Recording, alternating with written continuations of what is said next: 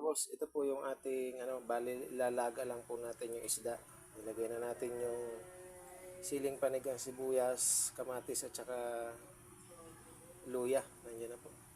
At ito po yung ating gugulay pichay at ito yung isda natin na torsillos. Bali laga muna natin kasi mga nakaraang araw puro tayo mantika at kagabi. Kaya muna tayo. Yan, lagyan po natin ng kaunting patis. At budbura natin ng paminta. Yan. Antayin muna natin kumulo yan. Medyo umano yung niya. Saka natin ilagay yung isda. At lagyan natin ng ginisa mix.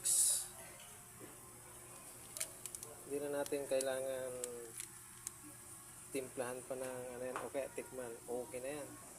Ilagay na natin dito sa babaw ang pichay. At ang isda ipatong natin para hindi madurog. Yan, antayin na lang natin maluto yan mga boss. Yan, luto na po yung ating hapunan na nilagang torsillos. Sarap niyang bossing. Maraming salamat po sa inyong panonood. Sa walang sawang panonood. Hanggang dito na lang po ang ating video. Babus!